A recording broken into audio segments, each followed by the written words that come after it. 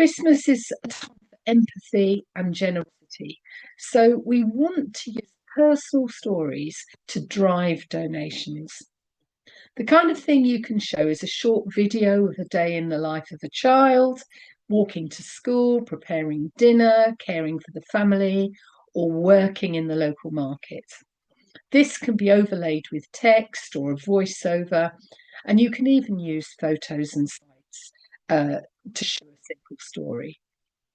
The key thing here is to have a direct message and appeal focus. So help a child like Mary go to school. And so there you're personalising it by giving a name, and you're giving an appropriate message and telling them what their money is going towards.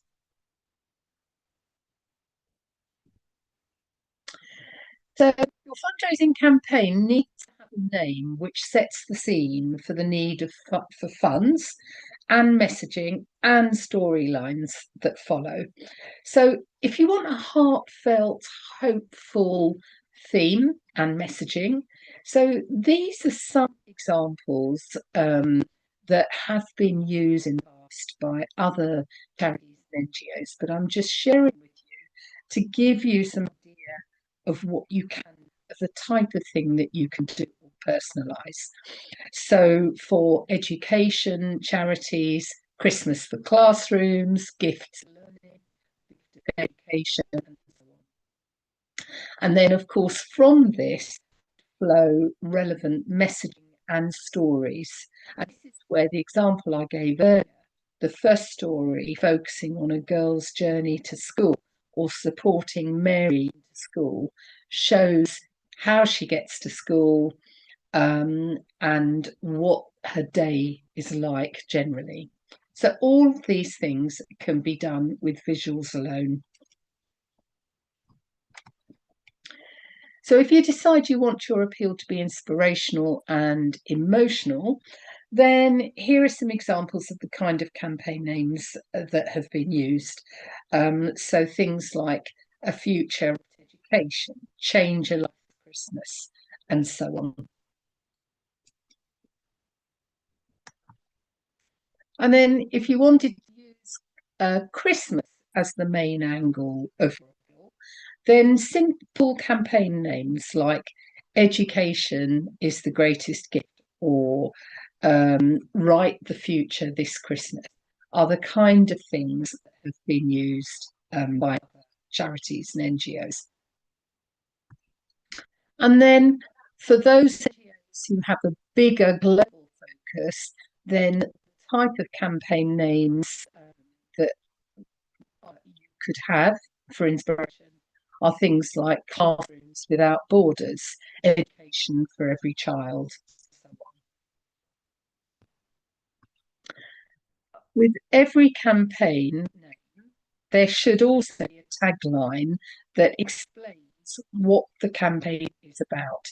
So you can have Give the Gift of Education this Christmas, but you need something to explain why. And so the tagline would be something like, because every child deserves to be educated. So for every communication to supporters, there must be a clear call for action that asks people to donate and to provide a link to enable people to donate. So just raising awareness isn't enough. So make sure that you put in the right links in everything that you publicise, and that make sure that everything works from a technical point of view. So here's a reminder of the things that should be in place before you launch your appeal. So are you clear on your message, the campaign name, email dates that you've decided? Do you have planned social media and posts and dates for posting? Have you got videos and other content in place? Is your website up to date with a way to accept donations? And are you able to use WhatsApp and other forms of communication like that?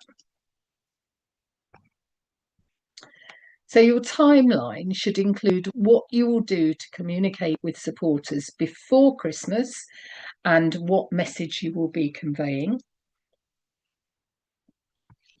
And then after Christmas, what you will send to supporters post Christmas and how their support has helped. And of course, thanking them. So some of the sort of overall strategic mistakes that you really need to think about and try and avoid is a lack of a clear purpose or goal. So avoid vague messaging like support our work this Christmas. Really drill down to what exactly will donations achieve? What difference will £30 or $30 make? Set a realistic financial target and make sure that people understand what you're trying to do with that target. So £5,000 may be your target, or $1,000. What will that buy? What will that enable the NGO to achieve? Not having an emotional or seasonal connection. So when you launch in this context, it's about generosity, hope, and togetherness. And failing to tap into that context will make your appeal less less appealing, basically, and forgettable. And avoid cold or technical language. Tell it as a human story that fits the spirit of giving. So even if it's not at Christmas time and it's at another time of year that appeals to your own communities, use that same emotional or seasonal connection. And then, of course, too broad or having a general audience. If you try to appeal to everybody, you'll be diluting the message. So really try and tailor your communications to the different types of supporters that you have.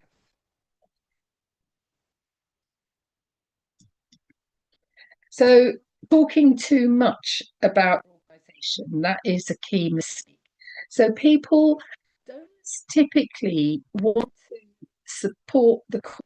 They want to make sure that they are really making a difference to the communities and the people that you help. So avoid spending too much time on talking about your own NGO and what you do.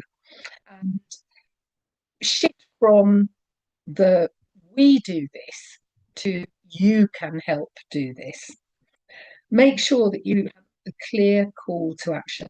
So don't just assume that people know what to do next. Always say, please donate now on this link, or you can donate now using these methods. And the other key messaging mistake is to have an overload of information. So too many statistics, long paragraphs, wordy appeals can confuse and exhaust readers, and you won't engage them. So as soon as they see lots and lots of text, it's likely that they will just turn. So keep the appeal emotionally engaging and quite succinct, so that they don't have huge amounts of text to scroll. So some of the fundraising mistakes is to have an overly complicated donation process where there's lots of different steps to donate, or people have to register, or they have to put in their email address, or various things like that. You need to try and make it as simple as possible, so that they click on the link, they're taken to where they donate and fill in the information, and that's it.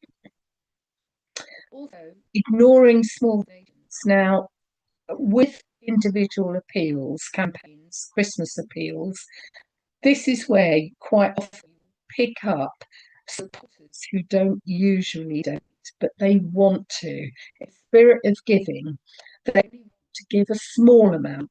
So make sure that you show them the smallest donation will make a difference, and give people the opportunity to donate a gift at different levels. And then, of course, failing to follow up, sending only one appeal email and not following through with other reminder emails is a classic mistake. So tone and presentation is really important. So try and avoid using generic holiday imagery or cliches. So use real photos. Don't use photos. Use your own photos from your own library and make it feel very personal. So avoid sort of, classic phrases that many people use. Neglecting donors by not thanking them properly. So if somebody donates, make sure they get a thank you within a few days of donating. It can just be an automated thank you. Even on your website, as soon as they donate, they should receive a thank you for their gift. And then ignoring the time. So really think about the timing of your campaign. So if you feel that you've missed this year's campaign time, I mean, you still have time to do it really, but if you feel it's too late, then you may want to take the learning from this and apply it to another time of the year that is relevant to you.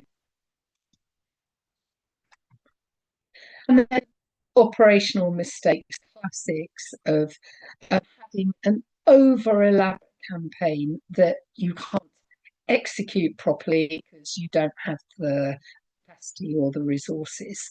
So really try and make your appeal as simple as possible, a really simple message. You need to make sure that once the appeal gets going, that you are tracking donations and learning, so look at what's working and really try and understand where are you getting the donations from? Are they mainly through your website? Are they through social media? Are they responses from emails? So that you can take that learning and make sure that you learn from it the next time you put an appeal in place. And then the last one is not communicating with staff. So everybody in your team has to understand what the campaign is all about, when is it going to start, what is the messaging, how people are going to donate, and so on. And so then there is a final checklist. So decide on your Christmas appeal theme and the message that you want to get across.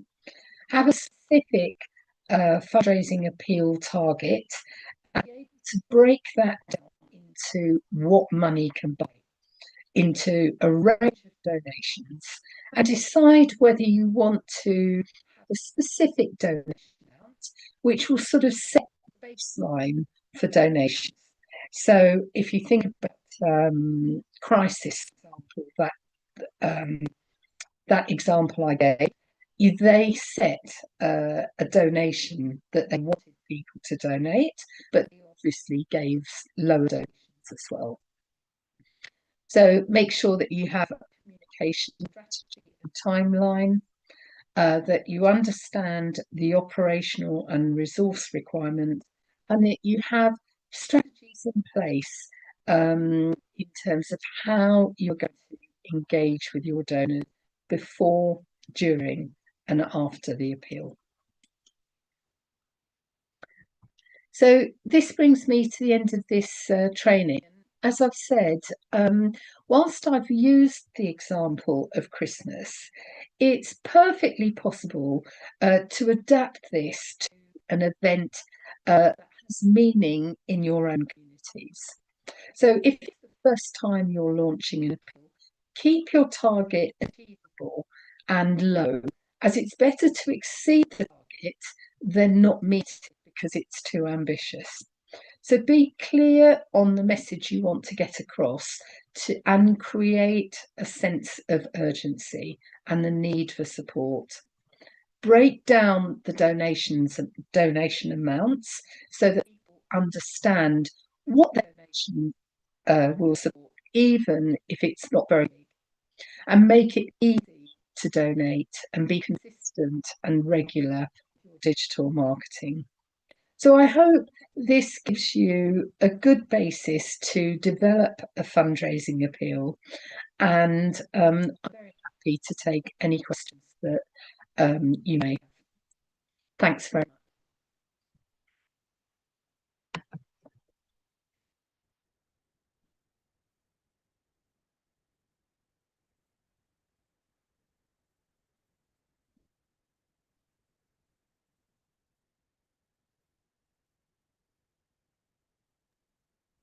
Thank you, Cheryl, for insightful presentation. Participants, now you can send in your questions so that we can take while the Q&A session.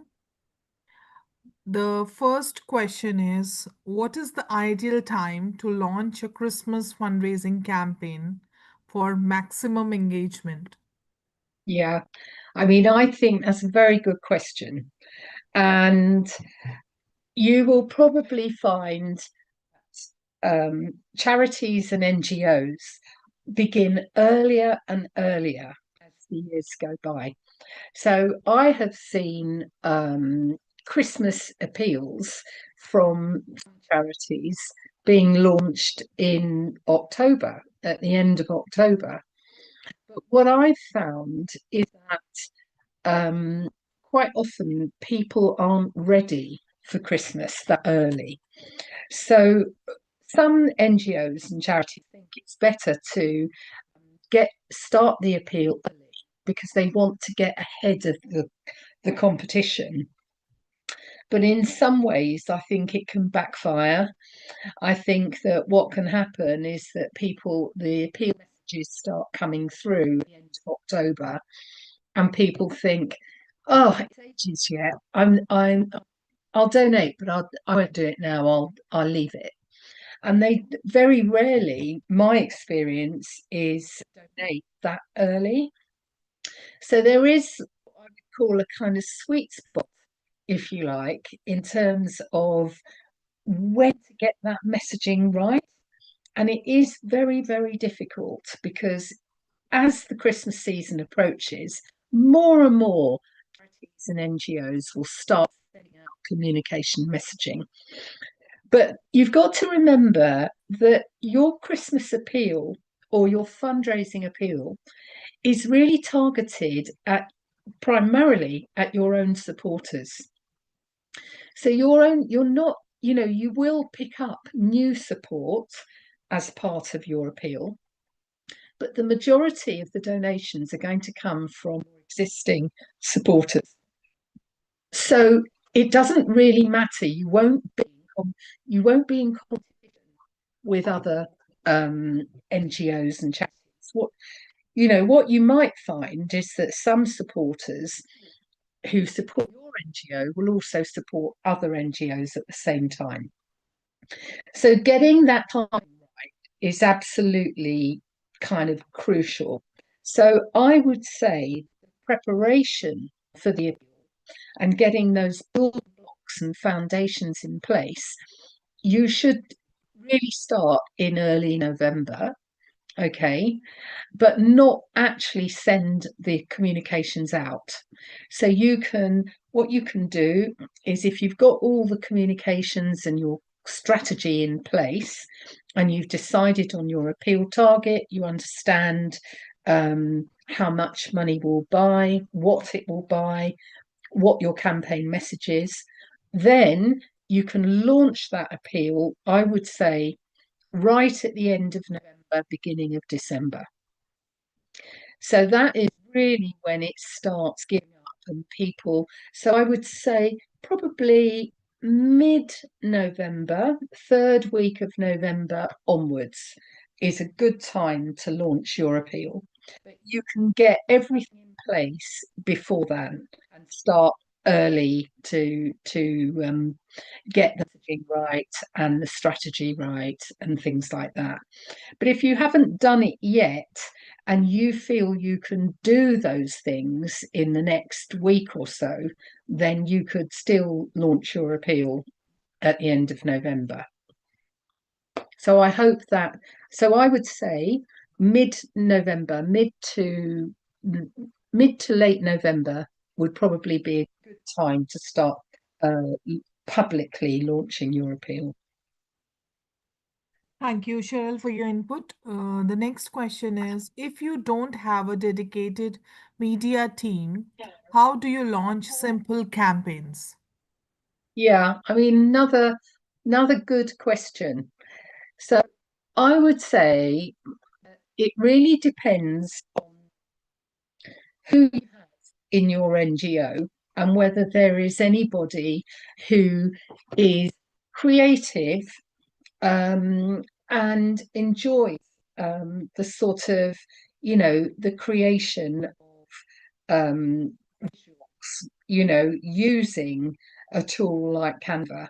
So I would say if you haven't used Canva before, you should really try and use it. It's so simple. I am not a technical person. I'm not somebody who has huge IT skills from that point of view, but I use Canva all the time and it's really easy. It has templates. All you do is you upload photos onto the website. You can drag and drop the photos onto various templates, change the text, change the words, and things like that. If you don't have anybody in your current NGO and your capacity is low, this would be an ideal job for a good volunteer or an intern or a student.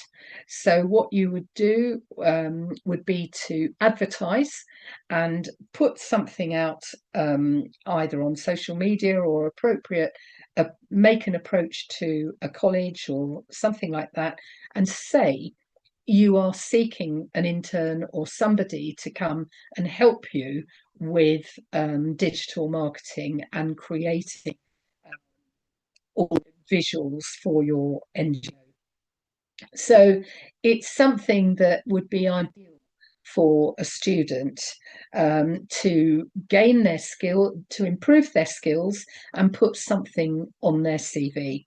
So I would say look internally, see if there's anybody who likes trying this kind of thing. And if you feel that you don't have the skills within your team, then try and get a good volunteer or a student or an intern to come in and do that work for you.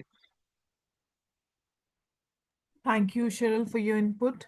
The next question is, I'm leading an organization that supports Spanish-speaking migrants in Europe. Should we do it in Spanish or English? Okay, let me think about that. I would say that you need to think about who your supporters are. Okay, so if your supporters are primarily European, speaking English, if they're English speakers, then do the appeal in English. If they're Spanish speakers, then if you're able to do the same appeal in Spanish as well, then that would be ideal. So really, this is where you need to really think about your supporters and segment your supporters so that you're really clear on who your supporters are and then tailor that communication according to those supporters. Thank you, Cheryl, for your input. The next question is, which types of Christmas themed stories work best in donor appeals? Yeah, I mean, another good question. I think donors really like something simple, a really simple message. And I think in many ways, it's my experience is that people like, if you use one person or maybe a family or a pair of brothers or a brother and sister, that kind of thing, as the focus of appeal, donors tend to sort of understand it more rather than talking about a group. So rather than talking about, I don't know, a women's saving group, for example, something like that, you know, keep it keep it to something that they understand. So it could be a school, so they would understand a school. It's quite, everyone understands what a school is, and they would see that the money would be supporting that school. They use photos of that school, you make it very personal. Or you create a story around that school, and you have the school, then you look at a child who goes to that school. So I would say the best stories are the ones that are the most personal ones that you can do. So you can still keep the beneficiary anonymous. So you change the name. You can have photos of a child walking to school without actually seeing her face if you wanted to do that. Or if that child or the family think it's okay to use that photo, then you can show the face of that child as well. So I would say one or two people, a pair of siblings, or a school or a hospital or whatever your cause is, but not make it too wide. Just try and sort of really bring the focus in quite tight. Thank you, Cheryl, for your input. The next question is how frequently should we send follow-up messages during the holiday season? Yeah, I think it's not a bad thing to do it once a week, but the tone of those messages are really important. So you don't want to be pressurizing people and making them feel guilty or bad if they haven't donated. So it would just be, if you haven't donated yet, we're still open to, uh, you can still donate if you want to. So it's a very kind of light touch, but you're still reminding people that it's possible to donate right through to the new year. So don't feel that you get to Christmas and then think, oh, that it's all over. I've been in NGOs where lots of donations end up coming in January, where people have been thinking about donating but too busy, and then eventually they get round to doing it. So keep open right up until January, and we'll get to January, you can send a final reminder and Happy New Year. Thank you for your support. We've where the money will go on this, this, and this. If you haven't donated, there's still time. So you can still do one last push into the new year. Thank you, Cheryl, for your input. The next question is the Christmas fundraising meant for only Christmas activities, or it can cover activities you intend doing in the new year? Do you think they mean the money raised, that people can still they Yeah, can still do activities to support the appeal I into the think new year? I think they are trying to say that if they are looking for fund, applying for fundraising in Christmas season, um, uh, it only covers Christmas activities, or it can cover other Uh, activities you no, intend to no, no, doing. no. The any Christmas appeal, or any appeal that you do isn't just for that period. What you're doing is you're taking your programs, you're taking a part of your programs, um, and you're asking for donations to support that work throughout the year. So whatever money you raise from an appeal is to support the work of your NGO right throughout the year. It's not aimed at just getting funds to support beneficiaries over Christmas. You should, the way you tailor that messaging, you should make it so that it's going to have lasting impact throughout the year. Thank you, Cheryl, for your input. The next question is, what metrics should we track to evaluate the success of a Christmas fundraising appeal? Okay, so I mean, the obvious metric would be how much you raise. So, you set a target. So you set a target of $10,000, and you set your metric, your obvious metric would be, did you get $10,000, or did you get $6,000, or did you get $12,000? Your metric, first of all, is did you actually reach your target? And then the metric should really look at the type of donations. So then, if you can, you want to be looking at the breaking down those donation amounts. So, how many people gave $50? How many people gave $10? How many people gave $1,000? And then you can start seeing how, the volume, where you can think, okay, look, the majority of people for this appeal donated small amounts. Small amounts are the thing that worked on this appeal, and we had one or two big donations, but the majority of them ranged from this amount to this amount, so that when you start developing another campaign appeal and another fundraising appeal, you know what works, and then you can focus on that the next time you start developing an appeal. So you're looking at the obvious metric: did you reach your target? What type of donations have come through? What's the volume of donations and the amounts of individual donations?